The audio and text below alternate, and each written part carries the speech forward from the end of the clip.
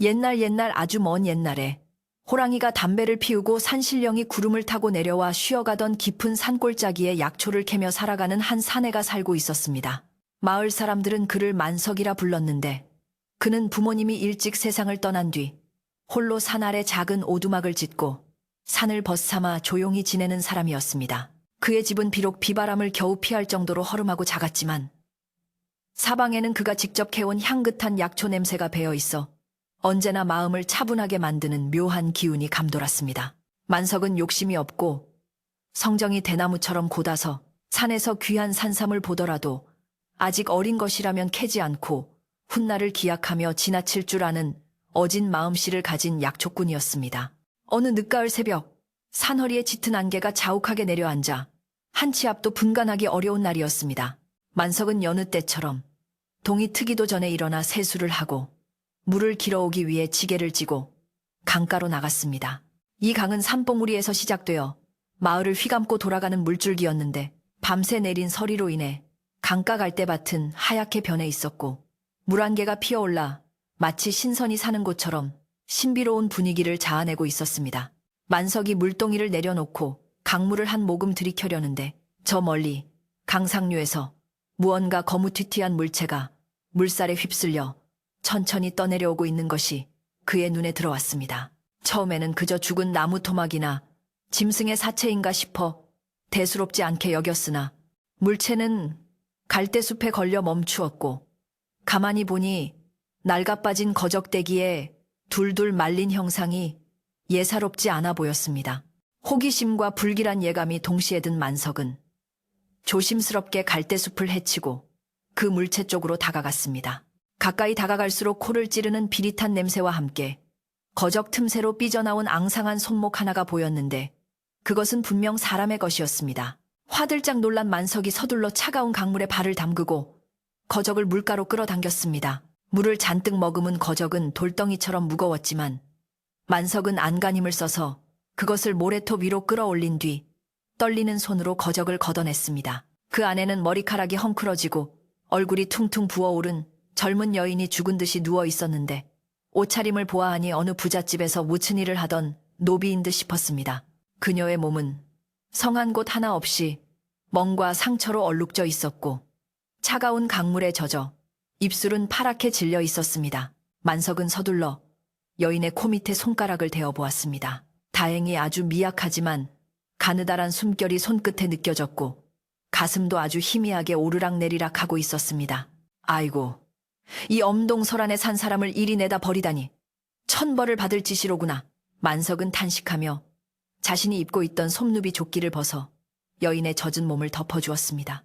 누군가 쓸모가 다 되었다며 짐짝처럼 버린 것이 분명했지만 만석의 눈에는 아직 꺼지지 않은 귀한 생명으로 보였습니다. 그는 주저할 틈도 없이 여인을 자신의 지게 위에 조심스럽게 올려 업었습니다. 축 늘어진 여인의 몸은 물에 젖어 천근만근 무거웠지만 만석은 이를 악물고 비탈진 산길을 오르기 시작했습니다. 그의 이마에서는 땀방울이 흘러내려 눈을 찔렀고 거친 숨소리가 안개 낀 산속에 울려 퍼졌습니다. 집에 도착한 만석은 서둘러 아궁이에 불을 지피고 방바닥을 따뜻하게 데웠습니다. 여인을 아랫목에 눕힌 뒤 젖은 옷을 벗기고 마른 수건으로 몸을 닦아 체온이 떨어지는 것을 막았습니다. 여인의 몸을 닦으면서 만석은 더욱 분노가 치밀어 올랐는데 그녀의 등과 어깨에는 오랫동안 매를 맞은 듯한 흉터가 겹겹이 쌓여 있었고 다리는 무언가에 심하게 눌린 듯 퉁퉁 부어올라 있었기 때문입니다. 아마도 다리를 다쳐 일을 하지 못하게 되자 주인이라는 자가 쓸모없는 물건을 버리듯 강물에 던져버린 것이 틀림없었습니다. 만석은 부엌으로 나가 솥에 물을 붓고 자신이 귀하게 아껴두었던 산도라지와 대추, 감초를 넣어 다리기 시작했습니다. 약초 냄새가 방 안가득 퍼지자 차갑게 식어있던 집안 공기도 조금씩 온기를 되찾는 듯 했습니다. 해가 중천에 떠오를 무렵이 되어서야 여인은 앓는 소리를 내며 뒤척이기 시작했습니다. 만석은 정성껏 달인 약물을 숟가락으로 떠서 여인의 입에 조심스럽게 흘려 넣어 주었습니다. 처음에는 목구멍이 붓고 닫혀 있어 약물을 삼키지 못하고 흘러내렸지만 만석이 끈기 있게 입가를 닦아주며 천천히 먹이자 조금씩 목을 대가 움직이며 약을 넘기기 시작했습니다. 만석은 그녀의 머리맡에 앉아 젖은 수건을 갈아주며 하염없이 그녀의 얼굴을 들여다보았습니다. 흙투성이에 멍이 든 얼굴이었지만 자세히 보니 콧날이 오뚝하고 이마가 도톰한 것이 본래는 아주 고운 심성을 가졌을 것 같은 인상이었습니다. 만석은 이 여인이 살아나더라도 갈 곳이 없을 것이라는 생각에 마음이 무거워지면서도 한편으로는 적막했던 자신의 집에 누군가 있다는 사실에 묘한 안도감을 느꼈습니다.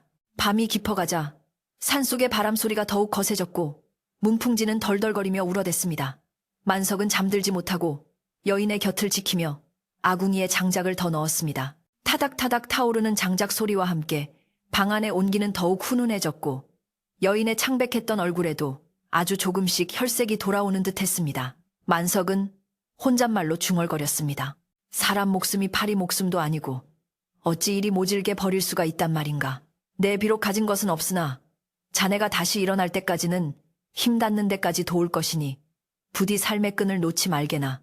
그의 목소리에는 간절함과 따뜻함이 배어 있었고 그 진심이 통했는지 여인은 깊은 잠에 빠져들며 고통스러운 표정을 조금씩 풀기 시작했습니다. 다음 날 아침 만석은 일찍 일어나 흰죽을 쑤었습니다. 쌀이 귀한 산골 살림이었지만 병자가 기력을 회복하는 데는 흰죽만 한 것이 없다고 생각하여 쌀독 깊숙이 넣어두었던 쌀을 아낌없이 꺼냈습니다. 솥뚜껑이 들썩이며 구수한 냄새가 퍼져나갈 때쯤 여인이 눈을 떴습니다. 그녀는 낯선 천장과 낯선 냄새에 놀란 듯 몸을 움츠리며 주위를 두리번거렸습니다. 만석이 방문을 열고 들어오자 그녀는 겁에 질린 눈빛으로 이불을 끌어당겨 얼굴을 가렸습니다. 만석은 부드러운 미소를 지으며 쟁반을 내려놓고 말했습니다. 겁내지 마시오. 나는 산에서 약초를 캐는 사람이오. 강가에 쓰러져 있던 처자를 내가 업고 왔으니 안심해도 좋소. 그의 투박하지만 다정한 말투의 여인은 경계심을 조금 풀고 이불 밖으로 눈을 내밀었습니다. 여인은 말을 하려 했으나 목이 잠겨 쉰 소리만 나올 뿐이었습니다. 만석은 서둘러 따뜻한 물을 건네며 천천히 마시라고 일렀습니다. 물을 마시고 난 여인은 작은 목소리로 살려주셔서 고맙습니다 라고 간신히 말했습니다. 그녀의 목소리는 떨리고 있었지만 그 속에는 깊은 감사가 담겨 있었습니다. 만석은 쑥스러운 듯 머리를 긁적이며 고맙긴 뭘. 사람이 사람을 구하는 것은 당연한 이치 아니겠소. 자, 이 죽 좀 드시오. 먹어야 기운을 차리지. 하며 숟가락을 건넸습니다. 여인은 떨리는 손으로 숟가락을 쥐고 죽을 한 입 떠먹었습니다. 따뜻하고 부드러운 죽이 식도를 타고 내려가자 그녀의 눈가에는 그만 눈물이 고이고 말았습니다. 그것은 태어나서 처음 받아보는 따뜻한 대접에 대한 감동이었을 것입니다. 며칠이 지나자 여인은 조금씩 앉아있을 수 있게 되었습니다. 그녀는 자신의 이름을 월이라고 밝혔습니다. 만석은 그녀가 왜 그런 꼴로 강에 버려졌는지 묻고 싶었지만 그녀의 상처가 덧날까봐 차마 묻지 않았습니다. 대신 그는 매일 산에 올라가 피를 맑게 하고 상처를 아물게 하는 귀한 약초들을 구해왔습니다. 엉겅퀴를 지시겨 상처에 발라주고 둥굴레를 다려 물 대신 마시게 했습니다. 만석의 지극정성 덕분에 월이의 붓기는 눈에 띄게 가라앉았고 멍자국도 서서히 옅어져 갔습니다. 월이는 누워있는 동안 만석이 약초를 다듬고 말리는 모습을 유심히 지켜보곤 했는데 그녀의 눈빛에는 단순히 고마움을 넘어선 어떤 의지가 엿보였습니다. 그녀는 자신이 쓸모없는 존재가 아니라는 것을 살려준 은인에게 꼭 보답하고 싶다는 마음을 품고 있는 듯 했습니다. 어느 날 오후 만석이 산에서 돌아와 보니 마당에 널어놓은 약초들이 종류별로 가지런히 정리되어 있었습니다. 평소 만석은 손이 투박하여 약초를 대충 널어놓곤 했는데 이날은 마치 자를 댄 듯 반듯하게 정리되어 있어 햇볕을 골고루 받고 있었습니다. 깜짝 놀란 만석이 방을 들여다보니 월이가 아픈 몸을 이끌고 갯마루에 앉아 약초 잎을 하나하나 정성스럽게 다듬고 있었습니다. 아니, 아직 몸도 성치 않은 사람이 왜 이러고 있소? 얼른 들어가 누우시오. 만석이 걱정스레 소리치자 월이는 맑게 웃으며 말했습니다. 나리, 제가 몸은 비록 천하나 손재주는 조금 있습니다. 누워만 있으니 마음이 편치 않아 조금 거들었을 뿐이니 나무라지 마세요. 그녀의 손놀림은 놀라울 정도로 야무지고 빨랐으며 만석이 미처 골라내지 못한 잡풀들까지 깨끗하게 걸러내고 있었습니다. 만석은 월이의 솜씨에 감탄하면서도 한편으로는 마음이 짠했습니다. 얼마나 눈치를 보며 살았으면 아픈 몸을 이끌고 밥값을 하려 애를 쓸까 싶어서였습니다. 그는 묵묵히 월이 옆에 앉아 함께 약초를 다듬기 시작했습니다. 두 사람은 별다른 대화 없이 약초 향기 속에서 함께 일했지만 그 침묵은 어색하지 않고 오히려 편안했습니다. 해가 뉘엿뉘엿 지고 저녁 연기가 피어오를 때쯤 만석은 월이에게 물었습니다. 월이 처자, 그 손재주를 보니 보통 솜씨가 아니구려. 예전 집에서 약초 다루는 일을 했었소. 월이는 잠시 손을 멈추고 먼 산을 응시하더니 쓸쓸한 목소리로 대답했습니다. 아닙니다. 주인집 마님께서 약재를 들이실 때 옆에서 곁눈질로 배웠을 뿐입니다. 그 집에서는 저는 그저 부엌대기였으니까요. 그녀의 말끝이 흐려지며 깊은 슬픔이 묻어났습니다. 그날 밤 만석은 잠자리에 누워 곰곰이 생각했습니다. 월이가 단순한 부엌대기가 아니었을지도 모른다는 생각이 들었습니다. 약초를 다루는 섬세한 손길이나 약초의 성질을 파악하고 분류하는 눈썰미는 하루 이틀 곁눈질로 배울 수 있는 것이 아니었기 때문입니다. 어쩌면 그녀에게는 남들이 알지 못한 귀한 재주가 숨겨져 있었는데 주인이란 자가 그 가치를 알아보지 못하고 함부로 대하다가 버린 것일지도 몰랐습니다. 만석은 흙 속에서 진주를 발견한 것 같은 기분이 들었습니다. 세상 사람들은 겉모습만 보고 쓸모없다 하여 버렸지만 만석에게는 그녀가 그 누구보다 귀하고 소중한 사람으로 느껴지기 시작했습니다. 그는 다짐했습니다. 이 여인이 온전히 몸과 마음을 회복할 때까지 자신이 든든한 울타리가 되어주겠노라고 말입니다. 시간이 흘러 첫눈이 내릴 무렵이 되자 월이는 이제 지팡이 없이도 거동할 수 있을 만큼 회복되었습니다. 그녀는 만석이 캐온 약초들을 씻고 찌고 말리는 일을 도맡아 했는데 그녀의 손을 거친 약초들은 빛깔부터 달랐습니다. 예전에는 거무튀튀하게 마르던 약초들이 월이의 손길을 거치면 본래의 색을 잃지 않고 더욱 선명하고 향기롭게 말랐습니다. 만석은 월이가 만든 약초를 가지고 장터에 나갔는데 약재상 주인이 눈을 동그랗게 뜨며 물었습니다. 아니, 만석이 자네, 이번 약초는 어찌 이리 품질이 좋은가? 향도 진하고 모양도 아주 상품일세.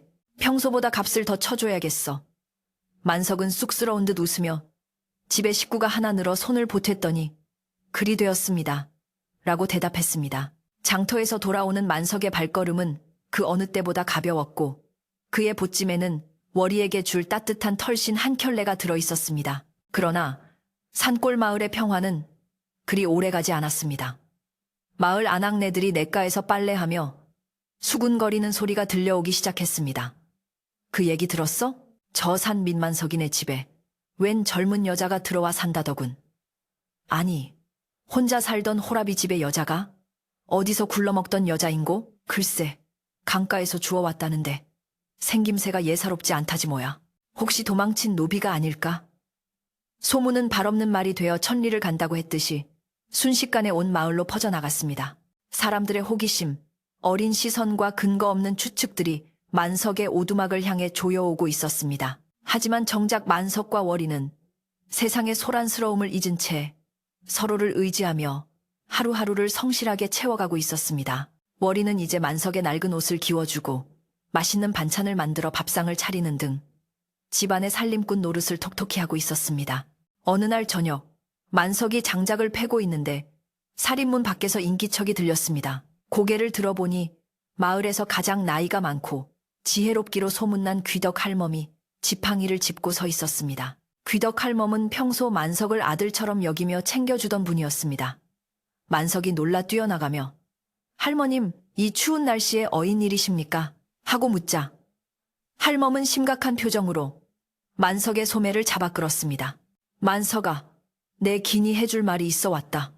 방 안에 그 처자 지금 있느냐? 할멈의 목소리는 평소와 달리 잔뜩 낮아져 있었고 눈빛에는 깊은 우려가 서려 있었습니다.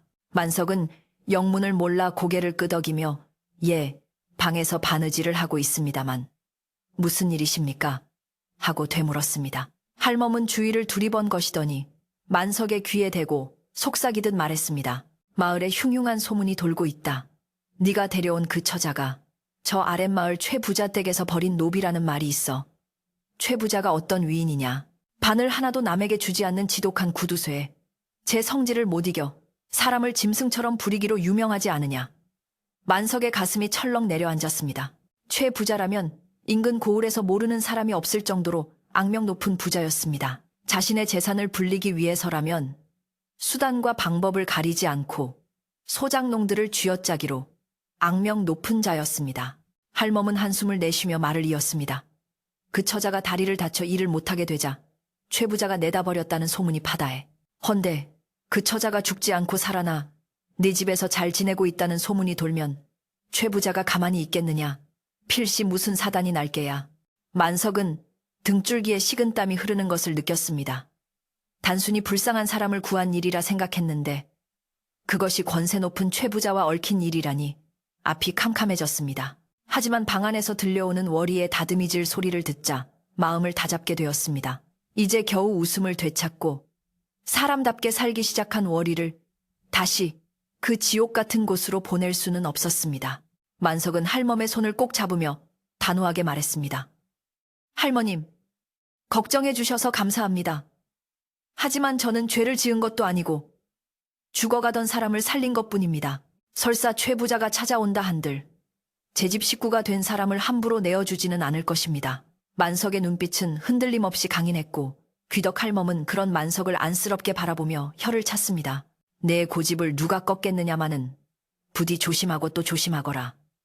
그 집 사람들은 피도 눈물도 없는 독사 같은 놈들이니. 할멈이 돌아간 뒤 만석은 마당에 서서 한참 동안 밤하늘을 올려다보았습니다. 차가운 겨울바람이 옷깃을 파고들었지만 그의 마음속에는 뜨거운 무언가가 끓어오르고 있었습니다. 월이를 지켜야 한다는 책임감, 그리고 생명을 경시하는 자들에 대한 분노가 뒤섞여 그의 주먹을 불끈 쥐게 만들었습니다.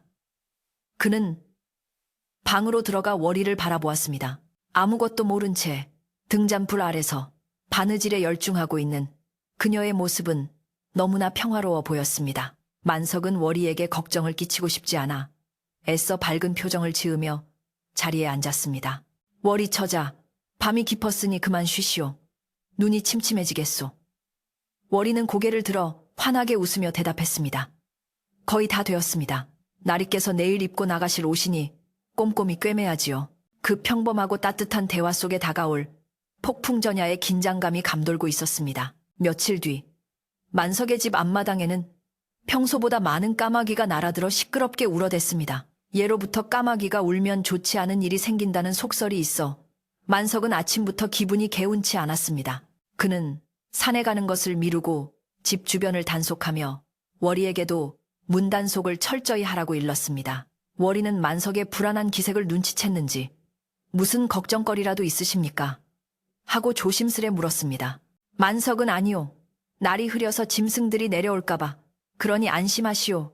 라고 둘러댔지만 마음 한구석은 여전히 무거웠습니다. 그때였습니다. 마을 어귀에서부터 개 짖는 소리가 요란하게 들려오더니 낯선 사내들의 거친 목소리가 바람을 타고 들려오기 시작했습니다. 만석은 직감적으로 올 것이 왔음을 느꼈습니다. 그는 낫을 들고 살인문 앞에 서서 마을 쪽을 응시했습니다. 저 멀리 검은 옷을 입은 장정 몇 명이 흙먼지를 일으키며 만석의 오두막을 향해 성큼성큼 다가오고 있었습니다. 살인문 앞에 멈춰선 사내들은 모두 셋이었는데 그중 가장 앞장선 자는 최 부자 댁의 안살림과 바깥일을 도맡아 처리하는 마름, 칠성이었습니다. 칠성은 눈매가 뱀처럼 가늘고 찢어져 있어 한 번 보면 잊히지 않을 만큼 교활한 인상을 주는 자였습니다. 그는 뒷짐을 진 채 거만한 태도로 만석의 오두막을 훑어보았는데 마치 남의 집에 온 손님이 아니라 죄인을 잡으러 온 포졸이라도 되는 양위세가 등등했습니다. 그 뒤에 서 있는 두 장정은 어깨가 떡 벌어지고 험상궂게 생긴 왈패들로 손에는 몽둥이를 하나씩 들고 있어 보기만 해도 위압감이 느껴졌습니다.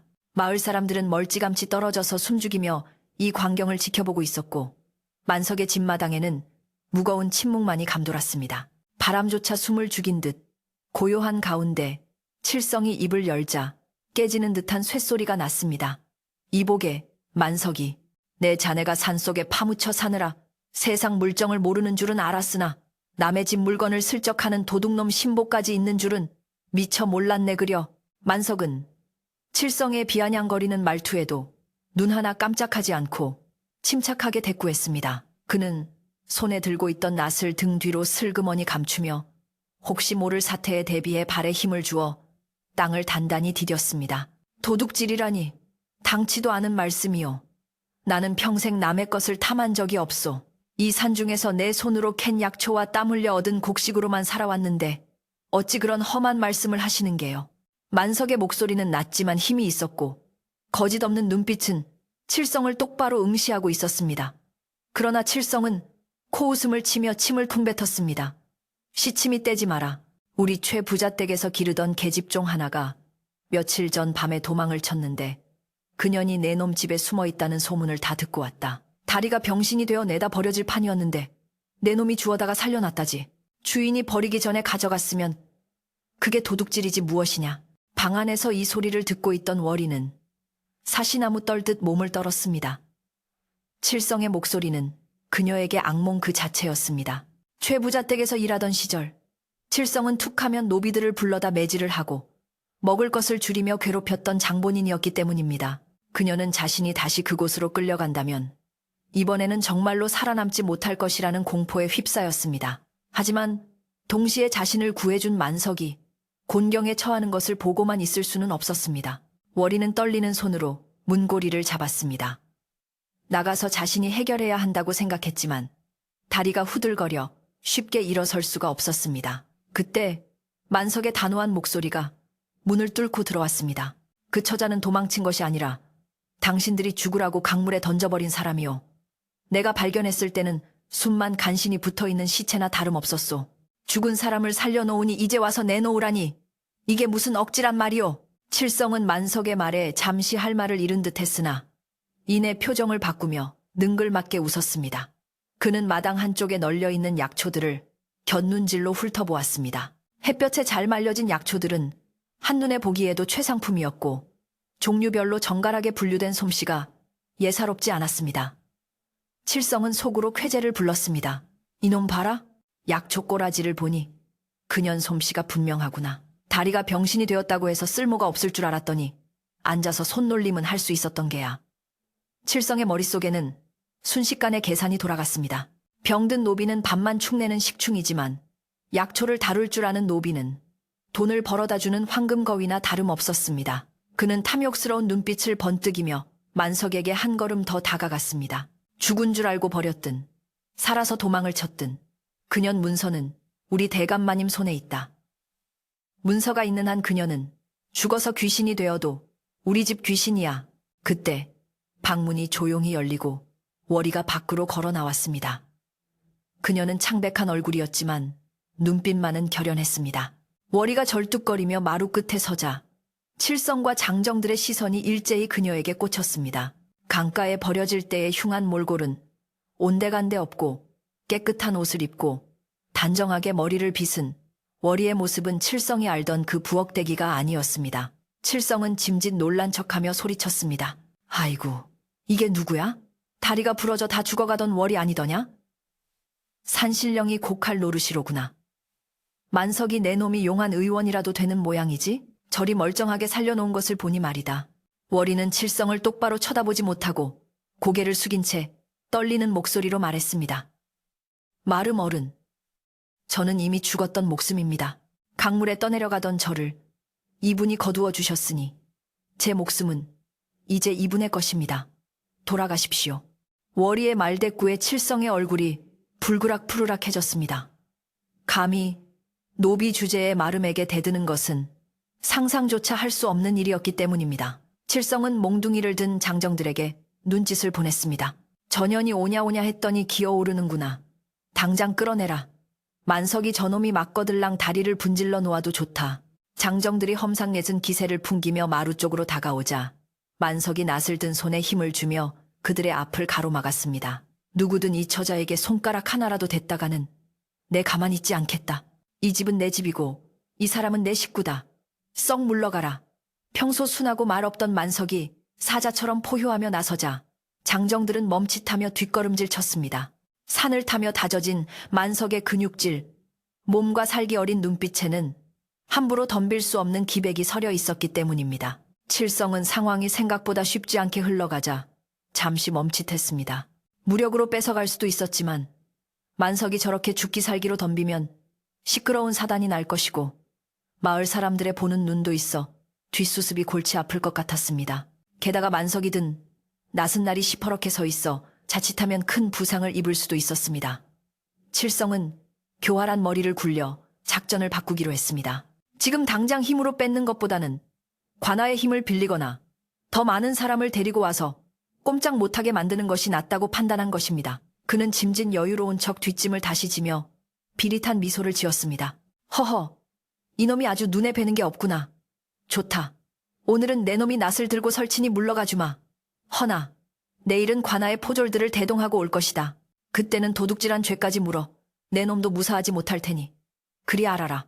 칠성은 월이를 향해 손가락질하며 으름장을 놓았습니다.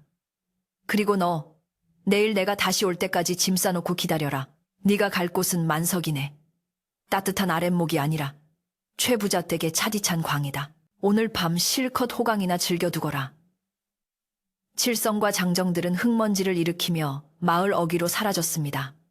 그들이 떠난 자리에는 무거운 정적만이 남았습니다. 긴장이 풀린 만석은 그제야 참고 있던 숨을 크게 몰아쉬며 털썩 주저앉았습니다. 손에는 식은땀이 흥건했고 다리가 후들거렸습니다. 월이는 마당으로 내려와 만석의 앞에 무릎을 꿇고 하염없이 눈물을 흘렸습니다. 나리, 저 때문에 나리까지 험한 꼴을 당하게 생겼습니다. 제가 떠나겠습니다. 지금이라도 도망을 치든지 제 발로 그 집에 돌아가든지 하겠습니다. 만석은 월이의 어깨를 감싸 일으키며 고개를 저었습니다. 무슨 소리요? 그들이 말하는 법이 무엇인지는 모르겠으나 사람의 도리는 그런 것이 아니요. 당신을 사지로 내몬 자들에게 제 발로 돌아간다니 그건 다시 죽으러 가는 것과 무엇이 다르오. 내일 관아가 오든 누가 오든 나는 당신을 보내지 않을 것이니 마음 굳게 먹으시오. 만석의 말은 따뜻했지만 그의 속마음도 타들어가기는 마찬가지였습니다. 최 부자의 위세는 고을원님도 함부로 하지 못할 정도로 대단했기에 정말로 포졸들이 들이닥친다면 일개 약촉군인 자신이 막아낼 방법이 묘연했기 때문입니다. 하지만 만석은 월이 앞에서 약한 모습을 보일 수 없었습니다. 그는 월이의 눈물을 닦아주며 애써 담담한 척 미소를 지어 보였습니다. 소동이 있고 난 뒤 마을은 발칵 뒤집혔습니다. 우물가에 모인 아낙네들은 삼삼오오 모여 걱정 섞인 목소리로 이야기를 나누었습니다. 아이고, 만석이 그 착한 총각이 어쩌다가 최 부자랑 엮였을꼬. 글쎄 말이야. 그 처자가 일 잘하고 얌전해서 보기 좋더구먼. 원래 주인집에서 다시 내놓으라고 난리를 쳤다지. 그런데 최 부자 댁 마름이 하는 말이 아주 가관이더만.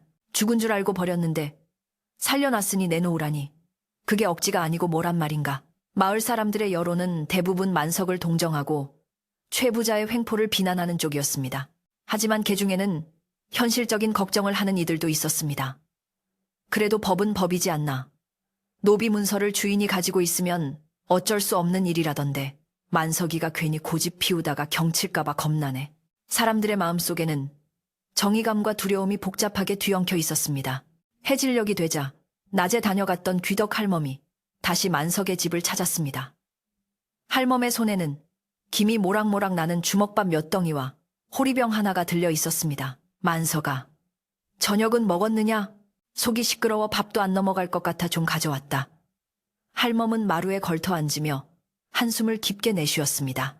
만석이 고마운 마음에 할멈의 손을 잡자 할멈은 거칠어진 만석의 손등을 쓰다듬으며 조용히 말했습니다.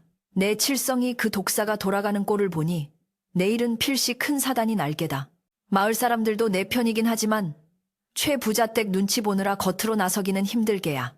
그래도 이 늙은이가 가만히 있을 수는 없지 않으냐. 내일 아침 일찍 마을 어른 몇 분을 모시고 올 테니 너는 절대로 흥분하지 말고 차분하게 대응해야 한다. 할멈의 말에 따르면 칠성은 마을 내려가는 길에 주막에 들러 술을 마시며 떠들어댔다고 합니다. 내일은 아주 본때를 보여줄 것이다. 그 약촉군 놈 집을 쑥대밭으로 만들고 그년 머리채를 잡아서라도 끌고 올 테니 구경들 하러 오라고 해라. 칠성은 만석에게 모욕을 당했다고 생각하여 더욱 독이 올라 있었습니다. 그는 단순히 월이를 데려가는 것뿐만 아니라 만석에게 본보기를 보여 마을 사람들에게 최 부자댁의 권위를 다시 세우려는 속셈이었습니다. 할멈은 걱정스러운 눈빛으로 월이를 바라보며 말했습니다. 아가, 너도 마음 단단히 먹어야 한다. 네가 기죽어서 벌벌 떨면 저놈들은 더 기고만장할 게야. 네가 여기서 어떻게 지냈는지, 네가 얼마나 귀한 사람인지 당당하게 보여줘야 한다. 월이는 할멈의 말에 입술을 굳게 다물고 고개를 끄덕였습니다. 밤이 깊어지자 산골의 어둠은 더욱 짙고 무겁게 내려앉았습니다. 만석은 잠들지 못하고 마당에 나와 서성거렸습니다. 하늘에는 별이 총총히 박혀 있었지만 만석의 눈에는 들어오지 않았습니다. 그는 창고에서 오래된 맷돌과 절구를 꺼내 닦기 시작했습니다. 내일 무슨 일이 벌어질지 모르지만 평소와 다름없이 집안일을 하며 마음을 다스리려는 것이었습니다. 슥슥슥. 맷돌 가는 소리가 고요한 산속에 울려 퍼졌습니다. 그 소리는 마치 만석이 자신의 마음을 갈고 닦는 소리처럼 들렸습니다. 그는 생각했습니다. 사람이 물건도 아닌데 주인이 버리면 쓰레기가 되고 주인이 찾으면 다시 보물이 된단 말인가. 생명의 가치는 누가 정해주는 것이 아니라 스스로 증명하는 것이다. 만석의 투박한 손길에 힘이 들어갔습니다. 한편 방 안에 있던 월이도 잠을 이루지 못하고 있었습니다. 그녀는 등잔불 아래서 약초 주머니를 만들고 있었습니다. 만석이 캐온 향기로운 약초를 넣어 차로 마실 수 있게 만든 주머니였는데 그녀의 바느질 솜씨가 더해져 마치 예술품처럼 고운 자태를 뽐내고 있었습니다. 월이는 한 땀 한 땀 바늘을 찌를 때마다 기도를 담았습니다. 부디 이 폭풍우가 무사히 지나가게 해주소서. 은인께서 다치지 않게 해주소서. 그녀는 더 이상 예전의 나약한 노비가 아니었습니다. 자신을 살려준 사람을 위해, 그리고 자신의 존엄을 위해 무엇이라도 하겠다는 의지가 그녀의 눈동자 속에서 등잔불처럼 타오르고 있었습니다. 그녀는 내일 아침 칠성 앞에서 자신이 결코 쓸모없는 존재가 아님을, 그리고 더 이상 그들의 소유물이 아님을 증명해 보이리라 다짐했습니다. 새벽닭이 울기 전 마을 쪽에서 웅성거리는 소리가 들려오기 시작했습니다. 아직 해가 뜨지도 않았는데 사람들이 움직이는 기척이 느껴졌습니다. 만석은 하던 일을 멈추고 살인문 쪽을 바라보았습니다. 어제와는 다른 더 무겁고 불길한 공기가 산을 타고 올라오고 있었습니다. 칠성이 예고한 대로 관아의 힘을 빌려온 것인지 아니면 왈패들을 더 모아온 것인지 알 수 없었지만 분명한 것은 오늘이 만석과 월이에게 가장 긴 하루가 될 것이라는 사실이었습니다. 만석은 부엌으로 들어가 월이에게 따뜻한 물 한 그릇을 건넸습니다. 마시시오. 그리고 옷을 단정히 입고 나오시오. 우리가 죄 지은 것이 없으니 숨을 필요도 없소. 월이는 만석이 건넨 물을 마시며 떨리는 가슴을 진정시켰습니다. 두 사람은 서로를 바라보며 무언의 끄덕임을 주고받았습니다. 이제 곧 닥쳐올 시련 앞에서 두 사람은 하나가 되어 있었습니다. 저 멀리 횃불들이 하나둘씩 켜지며 산길을 따라 올라오고 있었습니다. 마치 거대한 뱀이 산을 기어오르는 듯한 형상이었습니다. 횃불의 행렬은 점점 가까워졌고 고함과 북소리까지 들려왔습니다. 칠성은 작정하고 판을 키운 모양이었습니다. 마을 사람들도 횃불 행렬 뒤를 따라 걱정스러운 표정으로 올라오고 있었습니다. 만석은 마당 한가운데에 멍석을 깔고 그 위에 정성껏 말린 약초들을 가지런히 늘어놓았습니다. 그리고 월이와 함께 그 앞에 나란히 섰습니다. 마치 심판대에 선 죄인이 아니라 당당한 주인으로서 손님을 맞이하려는 태도였습니다. 횃불의 불빛이 만석의 얼굴을 비추자 그의 눈은 두려움 대신 결기로 빛나고 있었습니다. 이제 피할 수 없는 싸움이 시작되려 하고 있었습니다. 횃불의 붉은 불빛이 어둠을 가르며 만석의 오두막 마당을 대낮처럼 환하게 비추었습니다. 칠성은 의기양양한 표정으로 앞장섰고 그 뒤에는 관아의 형방이라 불리는 관리 1명과 포졸 2명이 뒤따르고 있었습니다. 형방은 귀찮다는 듯 하품을 해대며 뒷짐을 지고 있었으나 그 눈매는 탐욕스럽게 번들거리고 있어 칠성과 모종의 거래가 있었음을 짐작게 했습니다. 마을 사람들은 횃불 뒤편 어둠 속에 모여 숨을 죽인 채 이 살벌한 광경을 지켜보고 있었습니다. 칠성은 마당에 들어서자마자 널려있는 약초들을 발로 툭툭 차며 비릿한 웃음을 흘렸습니다. 보아하니 아직 도망가지 않고 기다리고 있었구나. 제 발로 기어나오면 매질은 면하게 해주려 했더니 끝까지 버티겠다는 신보인가 보지. 그의 목소리에는 상대를 짓밟으려는 악의가 가득 차 있어 듣는 이의 마음을 서늘하게 만들었습니다. 만석은 발로 차인 약초를 묵묵히 바라보다가 천천히 고개를 들어 칠성을 응시했습니다. 그의 눈빛은 흔들림 없이 고요했으나 그 안에는 깊은 분노가 이글거리고 있었습니다. 만석은 정중하지만 단호한 목소리로 말했습니다. 남의 집, 귀한 약초를 함부로 다루지 마시오. 이 약초들은 병든 사람을 살리는 귀한 약재들이오. 함부로 발길질을 하는 것은 생명을 경시하는 것과 같소. 만석의 말에 칠성은 코웃음을 치며 형방을 향해 고개를 돌렸습니다. 형방나리, 보십시오. 이놈이 도둑질을 하고도 저리 뻔뻔하게 고개를 쳐들고 설교를 늘어놓습니다. 관아의 법도가 얼마나 무서운지 저 무지렁이에게 똑똑히 보여주어야 하지 않겠습니까? 칠성은 만석을 죄인 취급하며 분위기를 몰아가려 했고 형방은 거드름을 피우며 앞으로 나섰습니다. 형방은 헛기침을 크게 한 번 하더니 품에서 두루마리 하나를 꺼내 펼치는 신협을 했습니다. 이복의 약초꾼, 관아에 신고가 들어왔다. 최 부자댁 노비가 도망쳐 내 집에 숨어들었는데 네가 이를 신고하지 않고 숨겨주었을 뿐만 아니라 그 노동력을 착취하여 이득을 취했다는구나. 이는 명백한 절도죄이자 은닉죄에 해당하니 당장 저 계집을 내놓고 너도 관아로 가서 조사를 받아야겠다. 형방의 말은 법을 가장한 협박이었습니다. 마을 사람들은 웅성거리기 시작했습니다. 아이고, 만석이가 관아에 끌려가면 큰일인데 저 형방은 뇌물받기로 유명한 작자 아닌가. 칠성이가 손을 쓴 게 분명해. 사람들의 걱정 섞인 목소리가 들려왔지만 권력 앞에 감히 나서서 항변하는 이는 없었습니다. 그때 만석의 뒤에 서 있던 월이가 앞으로 나서며 바닥에 납작 엎드렸습니다. 그녀의 목소리는 떨리고 있었지만 또렷하게 마당에 울려 퍼졌습니다. 나리, 모든 것은 제 탓입니다. 이분은 죽어가던 저를 살려주신 죄밖에 없습니다. 제가 다시 최부자 댁으로 돌아갈 테니 부디 이분만은 놓아주십시오. 월이의 간절한 호소에 만석은 화들짝 놀라 그녀의 어깨를 잡고 일으키려 했습니다. 무슨 소리요? 당신이 가면 죽을 것이 뻔한데 내 목숨 하나 부지하겠다고 당신을 사지로 보낼 수는 없소. 두 사람의 애절한 모습에 지켜보던 마을 아낙네들은 옷고름으로 눈물을 훔쳤습니다. 그러나 칠성은 이 광경을 보며 혀를 객객 찼습니다. 아주 눈물겨운 사랑 타령이구나. 꼴사나오니 당장 전연을 포박하라. 칠성의 호통에 포졸들이 포승줄을 들고 다가오자 만석은 월이를 등 뒤로 숨기며 낯을 높이 쳐들지는 않았으나 단단히 움켜쥐고 그들을 노려보았습니다. 한 발자국만 더 오면 내 가만히 있지 않겠다.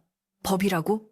사람이 물건도 아닌데 쓰다가 고장나면 버리고 고쳐놓으면 다시 내놓으라는 것이 세상 천지 어느 법에 있단 말이냐. 만석의 고함 소리는 쩌렁쩌렁하게 울려 퍼져 형방조차 흠칫 놀라 뒷걸음질 치게 만들었습니다. 만석은 계속해서 외쳤습니다. 당신들이 이 사람을 버릴 때 거적대기에 말아 강물에 던지지 않았소? 그때 이미 소유권은 버린 것이나 다름없소. 죽은 사람을 내가 살려냈으니 이 사람의 생명은 하늘이 내게 맡긴 것이오. 칠성은 만석의 말에 반박하려 했으나 순간 그의 시선이 마당 한쪽에 쌓여있는 약초 바구니에 머물렀습니다. 횃불 빛을 받아 반짝이는 약초들은 칠성이 장터에서 보았던 그 어떤 약재보다 최상급이었습니다. 잎은 부서지지 않고 온전했으며 뿌리는 흙 하나 없이 깨끗하게 손질되어 있었습니다. 칠성의 머릿속에 번개처럼 스치는 생각이 있었습니다. 잠깐, 저게 다 저 계집 솜씨란 말인가? 예전에 부엌에서 일할 때 약재를 다루는 걸 본 적이 있는 것 같기도 한데 만약 저 기술이 전현 것이라면 이건 단순한 노비 하나가 아니라 걸어다니는 돈보따리잖아? 칠성의 눈빛이 탐욕으로 번들거리기 시작했습니다. 그는 단순히 자존심 때문에 온 것이 아니라 이제는 이 엄청난 이득을 놓칠 수 없다는 생각에 더욱 집착하게 되었습니다. 칠성은 태도를 바꾸어 비열한 미소를 지으며 말했습니다. 허허, 말이 거칠구나. 우리가 언제 버렸다고 그러느냐. 그 아이가 실수로 물에 빠진 것을 우리가 얼마나 찾았는지 아느냐. 그리고 저 약초들을 보니 우리 집에서 배운 기술로 만든 것이 분명하구나. 우리 집 기술로 만든 물건이니 저 약초들도 다 우리 최부자댁 소유다. 계집도 내놓고 저 약초들도 몽땅 압수해야겠다. 칠성의 말은 억지 중에 억지였습니다. 마을 사람들 사이에서도 저건 도둑놈 신보다. 벼룩의 간을 내먹지 가난한 약초꾼 것을 뺏으려 드나 라는 비난이 터져나오기 시작했습니다. 칠성의 탐욕이 너무나 노골적으로 드러나자 오히려 상황은 만석에게 유리한 명분을 만들어주고 있었습니다. 만석은 칠성의 속내를 간파했습니다. 저들은 월이의 목숨이 아니라 월이가 가진 재주와 노동력을 탐내고 있는 것이었습니다. 만석은 비장한 표정으로 헛간으로 성큼성큼 걸어갔습니다. 그리고 구석에 처박아 두었던 낡고 썩은 거적대기를 들고 나왔습니다. 물이끼가 말라붙고 흙탕물이 밴 그 거적은 보기만 해도 흉물스러웠습니다. 만석은 그 거적을 칠성의 발 앞에 툭 던졌습니다. 먼지가 피어오르며 역한 냄새가 풍겼습니다. 이것이 무엇인지 기억하시오. 당신들이 월이를 둘둘 말아 강에 던질 때 썼던 바로 그 거적대기요. 내 증거로 삼으려 태우지 않고 남겨두었소. 이 안에 사람이 들어있었다는 것을 천지신명과 이 거적은 알고 있소. 칠성은 썩은 거적을 보자 당황한 기색이 역력했습니다.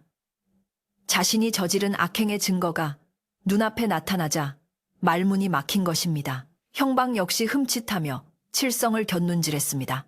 이복의 칠성이 자네 말로는 노비가 도망쳤다고 하지 않았나? 저 거적은 또 뭔가? 형방은 뇌물을 받았지만 명백한 살인 미수의 증거 앞에서는 자신도 연루될까봐 몸을 사리기 시작했습니다. 만석은 기회를 놓치지 않고 월이의 소매를 걷어 올렸습니다. 횃불빛 아래 드러난 월이의 팔에는 오래된 매 자국과 흉터들이 선명하게 남아 있었습니다. 보시오! 이 상처들이 도망친 자의 흔적이요. 아니면 모진 학대를 견디다 못해버려진 자의 흔적이요. 마을 사람들 모두 똑똑히 보시오. 월이의 팔에 새겨진 흉터는 끔찍했습니다. 채찍에 맞은 듯한 자국, 불에 댄 듯한 자국들이 얽히고 설켜 있어 보는 이들로 하여금 탄식을 자아내게 했습니다. 귀덕 할멈이 사람들 틈에서 걸어 나와 소리쳤습니다. 아이고, 세상에, 짐승도 저리 때리지는 않겠네. 저 고운 처자, 몸에 성한 곳이 없구나. 저런 짓을 하고도 사람이기를 포기하지 않았다면 어찌 다시 데려가려 한단 말인가? 할멈의 외침은 기폭제가 되어 마을 사람들의 분노를 터뜨렸습니다. 여기저기서 칠성과 형방을 향해 손가락질하며 욕설이 쏟아져 나왔습니다. 천벌받을 놈들, 썩 물러가라. 사람들의 기세에 눌린 포졸들은 슬금슬금 뒷걸음질 쳤고 형방의 얼굴은 흑빛이 되었습니다. 칠성은 당황하여 얼굴이 시뻘개졌지만 이대로 물러설 수는 없었습니다. 그는 최후의 발악처럼 소리쳤습니다. 닥쳐라. 천한 것들이 어디서 감히 양반떼 길에 참견이냐. 문서는 거짓말을 하지 않는다. 내일 날이 밝는 대로 관아에 가서 정식으로 재판을 청구할 것이다. 그때는 너희들 모두 공범으로 몰아 경을 칠 줄 알아라. 칠성은 억지로 위세를 부려보았지만 이미 그의 목소리에는 힘이 빠져 있었습니다. 그는 사람들의 시선을 피하며 약초 바구니 쪽으로 다시 눈길을 돌렸습니다. 저 약초만 가져가도 큰 돈이 될 텐데 하는 아쉬움이 뚝뚝 묻어났습니다. 그는 홧김에 옆에 있던 약초 바구니를 발로 걷어찼습니다. 잘 말린 약초들이 허공으로 흩날리며 바닥에 쏟아졌습니다. 그 순간 만석의 눈에서 불꽃이 튀었습니다. 그는 더 이상 참지 않고 칠성의 멱살을 움켜쥐었습니다. 이놈, 생명을 살리는 약초를 발로 차다니. 내 놈은 정말 구제불능이로구나. 만석의 악력은 산을 타며 다져진 것이라 칠성은 숨이 막혀 캑캑거렸습니다. 왈패들이 달려들려 했으나 이번에는 마을 청년들이 쇠스랑과 몽둥이를 들고 만석의 곁을 지켰습니다. 만석이 형님 털끝 하나라도 건드려봐라. 우리도 가만 안 있는다. 산골 마을의 끈끈한 정이 칠성의 횡포 앞에서 단단하게 뭉친 것입니다. 상황은 일촉즉발. 언제 큰 싸움이 터질지 모르는 긴장감 속으로 빠져들었습니다. 형방은 상황이 불리함을 깨닫고 칠성의 소매를 잡아당겼습니다. 이복에, 오늘은 일단 물러가세. 밀란이라도 일어나면 내 목이 위태로워. 만석은 칠성을 바닥에 내동댕이 치며 차가운 목소리로 선언했습니다. 좋다. 관아로 가자면 가겠다. 하지만 내일이 아니라 지금 여기서 결판을 내자. 내 놈이 말하는 그 문서가 중요한지 아니면 사람이 살아난 이치가 중요한지 우리 마을 사람들 앞에서 그리고 천지신명 앞에서 따져보자. 만석은 마당 한가운데 있는 큰 평상 위로 올라갔습니다. 그리고 월이를 그 옆에 세웠습니다. 이 사람은 내가 구했고 내가 먹였고 내가 입혔다. 최 부자가 버린 쓰레기가 아니라 내 정성으로 피어난 꽃이다. 누가 진짜 주인인지 증명해 보이겠다. 만석의 위험 있는 태도에 마을은 순간 정적에 휩싸였습니다. 바람 소리마저 멈춘 듯 고요한 산골, 오직 횃불 타는 소리만이 타닥거릴 뿐이었습니다. 월이는 만석의 옆에 서서 아래를 내려다 보았습니다. 흩어진 약초들이 마치 자신의 지난 날처럼 보였습니다. 짓밟히고 버려졌던 과거. 하지만 만석은 그것을 귀하게 여겨주었습니다. 그녀는 결심한 듯 흩어진 약초 하나를 주워들었습니다. 그리고 칠성 앞으로 다가가 그 약초를 내밀었습니다. 이 약초 냄새를 맡아보십시오. 썩은 내가 납니까? 아니면 향긋한 냄새가 납니까? 칠성은 엉겁결에 코를 킁킁거렸습니다. 진하고 깊은 약초 향이 코끝을 찔렀습니다. 월이는 떨리지 않는 목소리로 말했습니다. 당신들이 버렸을 때 저는 썩은 내 나는 송장이었습니다. 하지만 지금은 이 약초처럼 향기로운 사람이 되었습니다. 썩은 것을 버린 것은 당신들이니 향기로운 것을 탐낼 자격 또한 당신들에게는 없습니다. 월이의 당당한 일갈은 칠성의 가슴에 비수처럼 꽂혔습니다. 노비라고 무시하던 여인이 이토록 조리 있게 말할 줄은 꿈에도 몰랐던 것입니다. 마을 사람들 사이에서 옳소, 말 한번 시원하게 잘한다 하는 환호성이 터져나왔습니다. 칠성의 얼굴은 분노와 수치심으로 일그러졌습니다. 그는 자신이 명분 싸움에서 완전히 밀리고 있음을 깨달았습니다. 힘으로 누르려 했으나 마을 사람들이 가만히 있지 않고 말로 하려니 상대방의 논리가 너무나 명확했습니다. 게다가 증거물인 썩은 거적까지 눈앞에 있으니 꼼짝달싹 할 수 없는 처지였습니다. 하지만 탐욕에 눈이 먼 자는 쉽게 포기하지 않는 법. 칠성은 마지막 계략을 머릿속으로 짜내고 있었습니다. 칠성은 짐짓 물러서는 척하며 헛웃음을 지었습니다. 허허, 말재주가 보통이 아니구나. 좋다. 정. 그렇다면 내기를 하나 하자. 내년이 정말로 쓸모있는 사람이 되어 돌아온 것인지 아니면 그저 입만 산 것인지 시험을 해보자는 말이다. 칠성은 형방에게 귓속말을 속닥거리더니 다시 큰 소리로 말했습니다. 이 산골의 전설처럼 내려오는 신비의 약초, 천년초를 아느냐? 최부자댁 대감마님께서 요즘 기력이 쇠하여 그 약초를 찾고 계신다. 네가 진정 약초를 다룰 줄 아는 명인이라면 내일 해지기 전까지 그 약초를 찾아와 보거라. 만약 찾아온다면 내 너희를 인정하고 문서를 태워주마. 허나 찾지 못한다면 그땐 두말 없이 따라 나서야 할 것이다.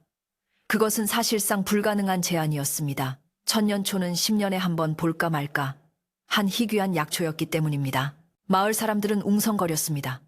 저런 억지가 어디 있어? 천년초를 하루 만에 어떻게 찾는단 말인가? 그건 죽으라는 소리나 마찬가지야. 하지만 만석은 월이의 손을 꼭 잡으며 칠성을 노려보았습니다. 그는 알고 있었습니다. 이것이 함정이라는 것을. 하지만 피할 수 없는 승부라면 정면으로 돌파해야만 했습니다. 월이 역시 만석의 손을 맞잡으며 고개를 끄덕였습니다. 그녀의 눈빛은 말하고 있었습니다. 우리는 할 수 있습니다. 산이 우리 편이고 진심이 우리 편이니까요. 만석은 깊은 숨을 들이쉬고 입을 열었습니다. 좋소. 그 내기 받아들이리다. 하지만 약속을 어긴다면 내 목숨을 걸고 당신들을 응징할 것이요. 밤공기를 가르는 만석의 선언과 함께 운명을 건네기가 시작되었습니다. 칠성은 회심의 미소를 지으며 돌아섰지만 만석과 월이의 가슴 속에는 이미 기적을 만들 준비가 되어 있었습니다. 새벽 여명이 밝아오기도 전 짙은 어둠이 깔린 산골 마을은 긴장감에 휩싸여 있었습니다. 만석과 월이는 뜬 눈으로 밤을 지새우고 동이 트자마자 채비를 서둘렀습니다. 그들이 찾아야 할 천년초는 험한 바위 절벽 틈에서만 자란다는 전설 속의 약초였기에 잠시도 지체할 시간이 없었습니다. 만석은 튼튼한 팽넝쿨로 짠 줄을 허리에 감고 월이는 손수 만든 주먹밥과 물병을 보찜에 넣었습니다. 비장한 표정으로 신발끈을 동여매는 두 사람의 모습은 마치 전쟁터로 나가는 장수와도 같았습니다. 살인문을 나서자 차가운 새벽 공기가 폐부 깊숙이 들어와 정신을 번쩍 들게 했고 하늘에는 아직 잔별들이 남아 그들의 앞길을 희미하게 비추고 있었습니다. 두 사람은 말없이 산을 오르기 시작했습니다. 평소 만석이 약초를 캐러 다니던 익숙한 길이었지만 오늘따라 산세가 더욱 험하고 거칠게 느껴졌습니다. 가시덤불이 앞길을 막고 날카로운 바위들이 발목을 잡는 듯 했으나 만석은 낫으로 길을 트고 월이의 손을 잡아 끌며 묵묵히 전진했습니다. 월이 역시 다리에 통증이 느껴졌지만 내색하지 않고 이를 악물며 만석의 뒤를 따랐습니다. 그녀는 산을 오르며 눈을 크게 뜨고 바위 틈과 나무뿌리 사이를 샅샅이 살폈습니다. 천년초는 잎이 바늘처럼 뾰족하고 붉은 열매가 달려있어 눈에 잘 띄지 않는다는 옛말을 기억해내려 애쓰며 혹시라도 놓치는 것이 없을까 온 신경을 집중했습니다. 해가 중천에 떠오르자 이마에는 구슬땀이 맺히고 숨이 턱끝까지 차올랐습니다. 그러나 그들은 쉴 생각조차 하지 못했습니다. 칠성과의 약속한 시간은 해가 지기 전까지였고 태양은 야속하게도 그들의 사정을 봐주지 않고 서쪽으로 기울어가고 있었습니다. 만석은 초조한 마음에 자꾸만 하늘을 올려다보았습니다. 이 넓은 산에서 하루 만에 천년초를 찾는다는 것은 애초에 불가능한 일이었을까? 불안한 생각이 스쳐 지나갔지만 옆에서 포기하지 않고 바위벽을 더듬는 월이를 보며 마음을 다잡았습니다. 그녀가 보여준 삶에 대한 의지가 만석에게도 큰 힘이 되고 있었기 때문입니다. 그들은 서로를 의지하며 더 높고 더 깊은 산속으로 발걸음을 옮겼습니다. 그때였습니다. 깎아지른 듯한 절벽 아래를 지나던 월이가 갑자기 걸음을 멈추고 만석의 옷자락을 다급하게 잡아당겼습니다. 나리, 저기를 좀 보세요. 저 바위 틈새에 붉은 빛이 도는 것이 보이지 않으십니까? 월이가 가리키는 곳은 사람의 발길이 닿기 힘든 가파른 절벽 중간쯤에 있는 작은 바위 틈이었습니다. 만석이 눈을 가늘게 뜨고 자세히 살펴보니 과연 잡풀들 사이로 영롱한 붉은 열매가 보석처럼 반짝이고 있었습니다. 바람에 흔들리는 잎사귀의 모양이 예사롭지 않은 것이 틀림없는 천년초였습니다. 만석의 가슴이 쿵쾅거리며 뛰기 시작했습니다. 하늘이 그들의 간절한 정성에 감동하여 길을 열어준 것이라 믿지 않을 수 없었습니다. 하지만 기쁨도 잠시, 약초가 있는 곳은 발 디딜 곳 하나 없는 험한 절벽이었습니다. 자칫 발을 헛디디면 천길 낭떠러지로 떨어질 수 있는 위험천만한 곳이었습니다. 만석은 허리에 감았던 쇳넝쿨 줄을 풀러 튼튼한 소나무 기둥에 단단히 묶었습니다. 그리고 월이에게 줄 끝을 잡고 있어 달라고 부탁했습니다. 내가 저 아래로 내려가 약초를 캐오리다. 당신은 내가 무사히 올라올 수 있도록 마음으로 빌어주시오. 만석은 주저없이 절벽 아래로 몸을 던졌습니다. 거친 바위 표면에 살이 긁히고 옷이 찢겨나갔지만 그는 오직 저 붉은 열매만을 바라보며 한 발 한 발 조심스럽게 내려갔습니다. 월이는 나무를 끌어안고 줄을 지탱하며 숨조차 크게 쉬지 못하고 그 모습을 지켜보았습니다. 만석의 손이 드디어 천년초에 닿았습니다. 그는 떨리는 손길로 조심스럽게 흙을 파내고 뿌리가 상하지 않도록 약초를 캐냈습니다. 흙 속에서 드러난 천년초의 뿌리는 마치 늙은 산신령의 수염처럼 길고 신비로운 자태를 뽐내고 있었습니다. 약초를 품에 안은 만석이 다시 절벽을 기어 올라오기 시작하자 월이는 안도의 눈물을 흘리며 줄을 당겨 그를 도왔습니다. 마침내 만석이 절벽 위로 올라와 거친 숨을 몰아쉬며 바닥에 쓰러지듯 눕자 월이는 그에게 달려가 흙투성이가 된 얼굴을 닦아주었습니다. 두 사람은 서로를 바라보며 말없이 웃었습니다.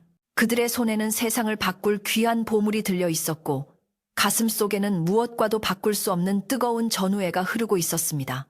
산 아래 마을에서는 해가 뉘엿뉘엿 지기 시작하자 사람들이 하나둘 만석의 집 마당으로 모여들었습니다. 칠성은 이미 대청마루에 거만하게 앉아 술상을 받아놓고 있었습니다. 그는 만석과 월이가 빈손으로 돌아올 것이라 확신하며 포졸들에게 포승줄을 준비하라고 으름장을 놓고 있었습니다. 해가 다 져가는구나. 그놈들이 산신령이라도 되지 않는 이상 천년초를 무슨 수로 찾겠느냐. 괜한 객기로 제 무덤을 판게지. 칠성은 킬킬거리며 술잔을 비웠습니다. 형방 역시 지루하다는 듯 하품을 하며 약속 시간까지는 기다려주겠지만 해가 떨어지면 국물도 없네 라며 칠성의 비위를 맞추고 있었습니다. 마을 사람들은 발을 동동 구르며 산 쪽을 바라보았지만 만석의 모습은 보이지 않았습니다. 어둠이 깔리기 직전 마을 어귀에서 웅성거리는 소리가 들려왔습니다. 온다. 만석이랑 월이 처자가 내려온다. 누군가의 외침과 함께 흙먼지를 뒤집어 쓴 두 사람이 지친 기색이 역력한 모습으로 마당에 들어섰습니다.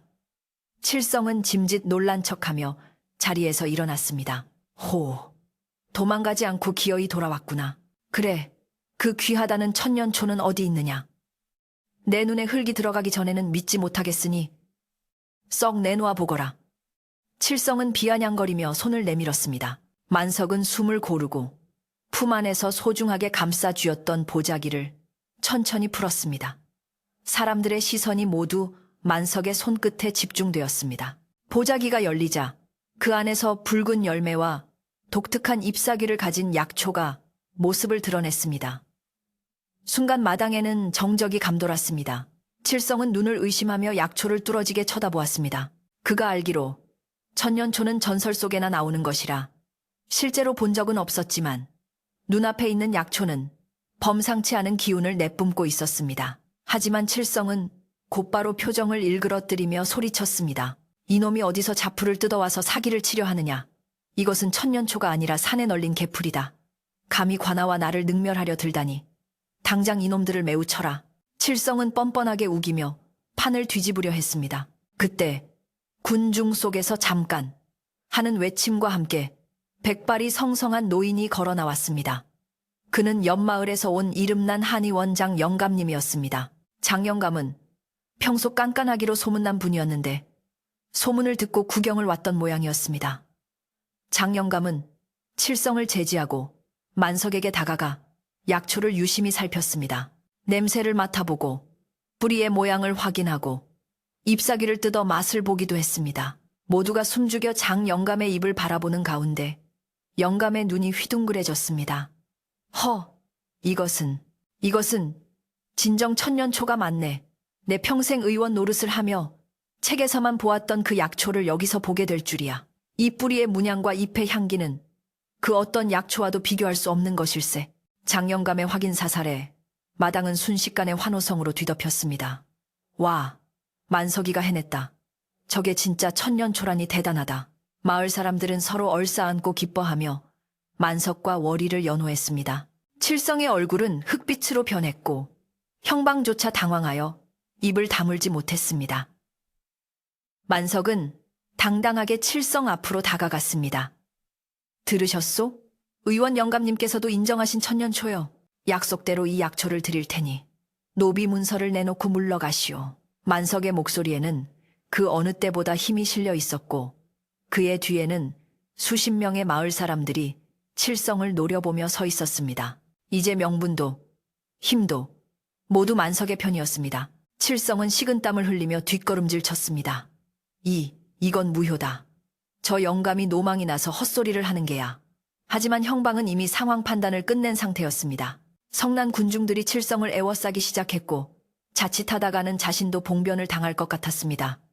형방은 칠성의 손에 들린 노비 문서를 낚아채듯 빼앗았습니다. 이복의 칠성이 승부는 승부일세. 수많은 눈이 지켜보고 있는데 어찌 딴소리를 하는가. 자네가 졌네.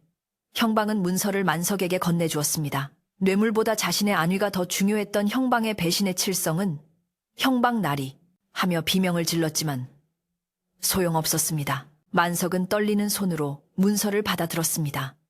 누렇게 바랜 종이 한 장이 월이의 인생을 찾아매고 있었다는 사실이 허무하게 느껴졌습니다. 그는 월이를 바라보며 고개를 끄덕였고 월이는 눈물이 그렁그렁한 눈으로 만석을 보았습니다. 만석은 횃불 앞으로 다가가 문서를 불꽃에 갖다 대었습니다. 화르륵 불길이 종이를 집어삼키며 타오르기 시작했습니다. 검은재가 되어 허공으로 흩어지는 문서를 보며 월이는 그 자리에 주저앉아 오열했습니다.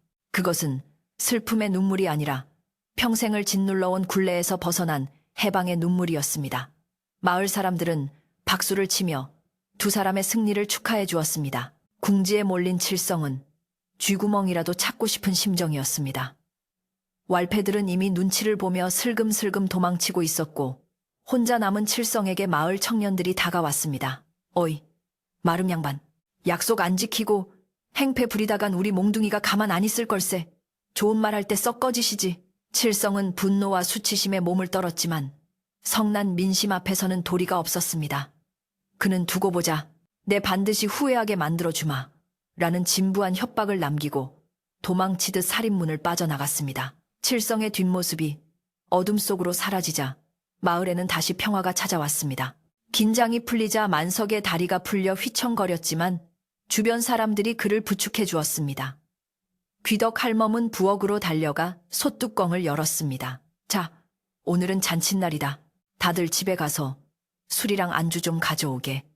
우리 만석이랑 월이 고생했는데 배라도 든든히 채워줘야지. 할멈의 호령에 마을 사람들은 신이 나서 각자 집으로 달려가 음식을 가져왔습니다. 금세 마당에는 멍석이 깔리고 조촐하지만 풍성한 술상이 차려졌습니다. 막걸리 사발이 돌고 고소한 파전 냄새가 진동을 하며 마당은 축제 분위기로 변했습니다. 만석과 월이는 멍석 상석에 앉아 사람들의 축하를 받았습니다. 월이는 더 이상 숨어 지내는 죄인이 아니었습니다. 사람들은 그녀에게 술을 권하며 참말로 고생했네. 자네가 복덩이일세. 하며 따뜻한 덕담을 건넸습니다. 월이는 수줍게 웃으며 감사의 인사를 올렸습니다. 그녀의 얼굴에 피어난 미소는 밤하늘의 달처럼 환하고 아름다웠습니다. 만석은 술 한 잔을 들이키며 밤하늘을 올려다보았습니다. 칠성과의 악연은 끝났고 이제 월이는 온전한 자유인이 되었습니다.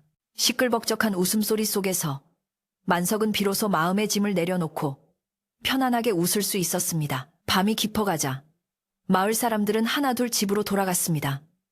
만석아, 문단속 잘하고 푹 자거라. 내일 보자구. 따뜻한 인사말들이 오가고 마당에는 다시 고요가 찾아왔습니다. 타다 남은 장작불이 은은하게 타오르며 두 사람의 그림자를 길게 드리웠습니다. 만석과 월이는 맨마루에 나란히 앉아 남은 온기를 즐겼습니다. 격렬했던 하루가 지나고 찾아온 이 평온함이 꿈만 같았습니다. 산바람이 나뭇가지를 흔드는 소리가 자장가처럼 들려오고 하늘의 별들은 그 어느 때보다 총총하게 빛나며 두 사람의 앞날을 축복해주는 듯 했습니다. 만석은 조용히 입을 열었습니다. 고생 많았소. 당신이 그 약초를 발견하지 못했다면 우린 큰일 날 뻔했소. 월이는 고개를 저으며 만석의 손을 잡았습니다. 그녀의 손은 거칠어졌지만 따뜻했습니다. 아닙니다. 나리께서 저를 믿어주시고 절벽을 내려가시지 않았다면 저는 영영 어둠 속에서 살았을 것입니다. 나리께서 저를 다시 태어나게 해주셨습니다. 두 사람은 서로의 눈을 깊이 들여다보았습니다. 말하지 않아도 통하는 진심이 그들 사이를 흐르고 있었습니다. 마당 한 구석, 칠성이 발로 찼던 약초 바구니는 다시 가지런히 정리되어 있었고 그 위로 달빛이 부드럽게 내려앉아 있었습니다. 이제 이 집에는 그 어떤 억압도 두려움도 없는 진정한 평화만이 깃들게 되었습니다. 소란스러웠던 밤이 지나고 산골 마을에 다시 아침이 밝았습니다. 간밤에 그 치열했던 소동이 거짓말이었던 것처럼 아침 햇살은 무심하게도 평온하게 비추고 있었습니다. 마당 한가운데 남아있던 모닥불의 재만이 어젯밤에 격렬했던 싸움을 기억하고 있을 뿐이었습니다. 만석은 평소보다 늦게 눈을 떴습니다. 항상 새벽같이 일어나 산행을 준비하던 그였지만 긴장이 풀린 탓인지 몸이 천근만근 무거웠습니다. 하지만 그 무거움은 기분 나쁜 피로가 아니라 큰일을 치러낸 사람만이 느낄 수 있는 나른하고 포근한 안도감이었습니다. 그는 옆을 돌아보지 않아도 집안에 흐르는 공기가 이전과는 확연히 달라졌음을 느낄 수 있었습니다. 그것은 자유의 공기였고 온전한 내일이 보장된 희망의 냄새였습니다. 방문을 열고 나가니 월이가 이미 일어나 마당을 쓸고 있었습니다. 그녀의 빗자루질 소리는 사각사각 규칙적이고 경쾌하게 들렸습니다. 만석이 기척을 내자 월이는 하던 일을 멈추고 환하게 웃으며 아침 인사를 건넸습니다. 나리, 평안히 주무셨습니까? 아침상은 다 차려두었습니다. 그녀의 표정에서는 더 이상 쫓기는 자의 불안이나 노비로서의 주눅든 기색을 찾아볼 수 없었습니다. 아침 햇살을 등지고 선 그녀의 모습은 눈부시게 아름다웠고 만석은 가슴 한구석이 벅차오르는 것을 느꼈습니다. 두 사람은 마주보고 서서 별다른 말 없이도 서로의 안녕을 확인하며 깊은 눈맞춤을 나누었습니다. 그것은 그 어떤 화려한 언어보다도 진한 교감이었습니다. 아침 밥상에는 김이 모락모락 나는 흰쌀밥과 구수한 시래기 된장국이 올라와 있었습니다. 월이는 만석이 좋아하는 산나물 무침과 어제 마을 사람들이 주고 간 전들을 데워 정갈하게 차려냈습니다. 만석이 숟가락을 들며 고생 많았을 텐데 좀 더 쉬지 그랬소. 라고 말하자 월이는 고개를 저으며 마음이 편하니 몸도 깃털처럼 가볍습니다. 이렇게 떳떳하게 나리 진지를 챙겨드릴 수 있어 얼마나 기쁜지 모릅니다. 라고 대답했습니다. 두 사람은 오붓하게 마주 앉아 밥을 먹었습니다. 특별할 것 없는 소박한 밥상이었지만 그 맛은 세상 그 어떤 진수성찬과도 비교할 수 없는 꿀맛이었습니다. 밥을 넘기는 목구멍으로 뜨거운 행복이 함께 넘어가는 듯 했습니다. 식사를 마칠 무렵 살인문 밖에서 인기척이 들려왔습니다. 어제 천년초를 감정해 주었던 한의 원장 영감님이 지팡이를 짚고 찾아온 것이었습니다. 장 영감님은 만석을 보자마자 사람 좋게 허허 웃으며 마루에 걸터 앉았습니다. 자네들, 밤새 별일 없었나? 내 혹시나 칠성 그놈이 다시 행패를 부리지 않았나? 걱정되어 와봤네. 만석은 서둘러 영감님께 절을 올리며 감사를 표했습니다. 영감님 덕분에 큰 위기를 넘겼습니다. 칠성은 도망치듯 물러갔고 다시는 얼씬도 하지 못할 것입니다. 장 영감님은 고개를 끄덕이며 흐뭇해했습니다. 그래야지. 하늘이 무심치 않은데 어찌 악인이 활개치게 두겠는가. 그나저나 어제 그 천년초는 어찌할 셈인가. 만석은 방 한쪽에 고이 모셔둔 천년초를 꺼내왔습니다. 붉은 열매가 여전히 영롱한 빛을 발하고 있었습니다. 만석은 잠시 생각에 잠기더니 천년초를 장 영감님 앞으로 밀어놓았습니다. 이 약초는 영감님께서 가져가 주십시오. 저는 약초를 캘 줄만 알지 이것을 법제하여 약으로 쓰는 법은 모릅니다. 영감님께서 이 약초로 병든 사람들을 구해주신다면 그것이 이 귀한 물건의 쓰임새를 다하는 길이라 생각합니다. 장 영감님은 깜짝 놀라 손사래를 쳤습니다. 아니, 이게 어떤 물건인데 내게 거저 주나? 이것을 장터에 내다 팔면 논 몇 마지기는 좋게 살 수 있는 큰 돈이 될 터인데. 만석은 월이를 바라보며 빙그레 웃었습니다. 저희에게는 이미 서로라는 가장 큰 보물이 있으니 더 바랄 것이 없습니다.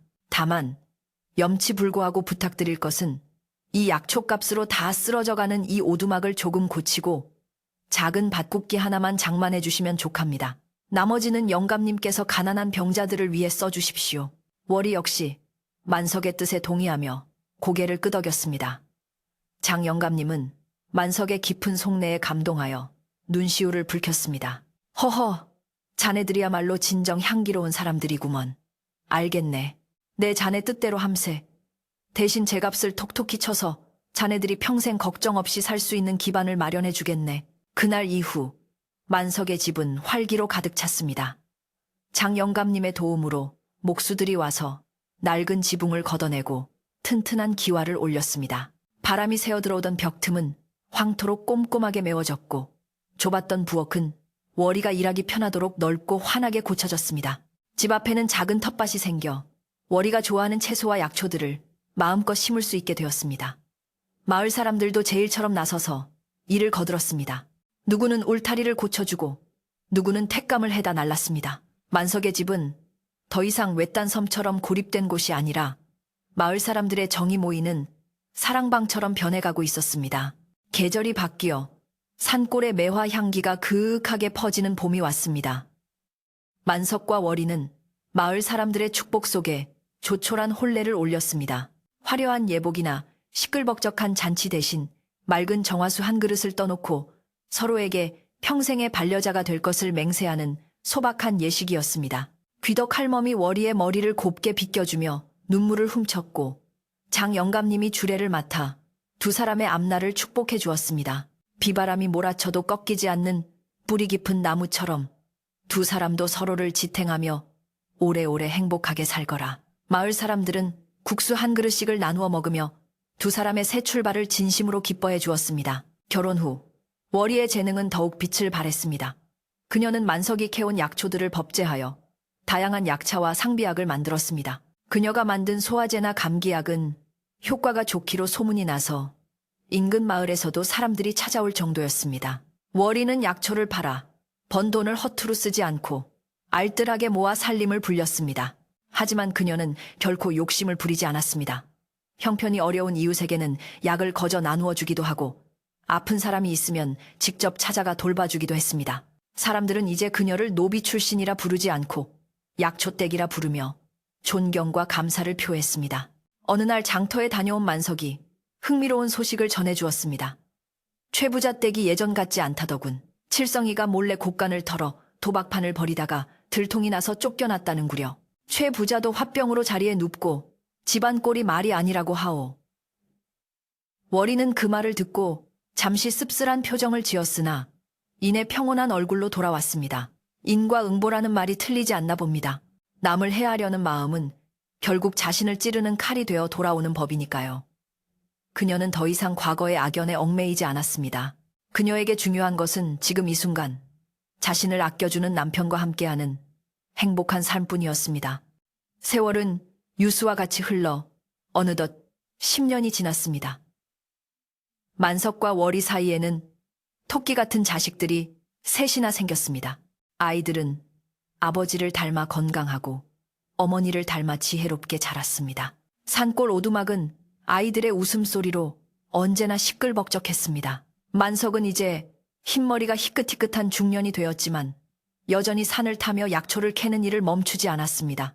다만 예전과 다른 점이 있다면 이제는 혼자가 아니라 아들이 그의 뒤를 따르며 약초를 배우고 있다는 것이었습니다. 아버님, 이 풀은 무엇입니까? 하고 묻는 아들에게 만석은 자상하게 설명을 해주며 생명을 귀하게 여기는 마음가짐을 가르쳤습니다. 가을 추수가 끝난 어느 늦은 저녁, 만석네 가족은 마당에 멍석을 깔고 둘러앉았습니다. 하늘에는 쟁반 같은 보름달이 떠올라 산골 마을을 환하게 비추고 있었고 서늘한 가을 바람에 귀뚜라미 소리가 정겹게 들려왔습니다. 월이는 아궁이 잔불에 구운 고구마와 햇밤을 광주리에 담아 들고 나왔습니다. 자, 뜨거우니 호호 불어서 드세요. 아이들은 환호성을 지르며 고구마를 집어들었고 만석은 흐뭇한 미소로 그 모습을 바라보았습니다. 따끈한 고구마를 한 입 베어 물자 달콤하고 구수한 맛이 입안 가득 퍼졌습니다. 그것은 땀 흘려 일한 뒤 맛보는 결실의 맛이자 평화로운 일상의 맛이었습니다. 만석은 고구마 껍질을 까서 월이에게 건네주며 나직이 말했습니다. 부인, 기억나시오? 우리가 처음 만났던 그날, 강가에 쓰러져 있던 당신을 업고 오던 날 말이오. 월이는 달빛을 받아 반짝이는 눈으로 만석을 바라보며 미소 지었습니다. 어찌 있겠습니까? 모두가 쓸모없다며 버린 저를 나리께서 귀하게 거두어 주신 날인걸요. 그때 나리의 등이 얼마나 따뜻했는지 지금도 생생합니다. 만석은 고개를 가로저으며 월이의 손을 꼭 잡았습니다. 아니요, 내가 당신을 구한 것이 아니라 당신이 나를 구한 것이요. 당신이 오기 전까지 내 삶은 그저 숨만 쉬는 나무토막 같았소. 당신 덕분에 내 삶에도 꽃이 피고 열매가 맺혔으니 내가 더 고맙소. 두 사람의 대화를 듣던 막내 아들이 눈을 동그랗게 뜨고 물었습니다. 아버지, 그럼 어머니가 보물이에요? 만석과 월이는 마주보며 소리내어 웃었습니다. 만석이 아들의 머리를 쓰다듬으며 대답했습니다. 그럼 보물이고 말고 세상에 쓸모없는 것은 하나도 없단다. 사람들이 몰라볼 뿐. 누구나 제자리를 찾고 귀하게 여겨주는 사람을 만나면 천하보다 귀한 보물이 되는 법이지. 아이들은 아버지의 말을 다 이해하지는 못했지만 왠지 모를 따뜻함을 느끼며 고개를 끄덕였습니다. 밤바람이 나뭇가지를 흔들었지만 가족이 모여 앉은 멍석 위는 온기로 가득했습니다. 밤이 깊어지자 아이들은 하나둘 꾸벅꾸벅 졸기 시작했습니다. 만석은 아이들을 하나씩 안아 방으로 옮겼고 월이는 마당에 뒷정리를 마쳤습니다. 주위는 쥐 죽은 듯 고요했고 멀리서 간간히 들려오는 부엉이 울음소리만이 산속의 정적을 깨우고 있었습니다. 만석과 월이는 군마루에 나란히 앉아 차 한 잔을 나누었습니다. 찻잔에서 피어오르는 김 사이로 두 사람의 주름진 얼굴이 평온하게 보였습니다. 격동의 세월을 지나 잔잔한 호수처럼 평화로워진 그들의 삶은 산골 마을의 전설이 되어 오랫동안 사람들의 입에 오르내렸습니다. 세상 모든 것은 저마다의 쓰임이 있고 사랑으로 보듬으면 그 가치가 빛난다는 사실을 강가에 버려졌던 한 여인과 그녀를 구한 약초꾼의 이야기는 조용히 말해주고 있었습니다. 오늘 밤 여러분의 마음속에도 스스로의 가치를 빛내줄 따뜻한 등불 하나가 켜지기를 바랍니다. 쓸모없다 여겨졌던 돌멩이 하나도 제자리를 찾으면 튼튼한 주춧돌이 되듯 여러분 모두가 누군가에게 그리고 자신에게 가장 귀한 존재임을 잊지 마세요. 산골 마을의 바람소리가 자장가처럼 들려오는 밤, 만석과 월이의 행복한 꿈을 꾸며 편안히 주무시길 바랍니다.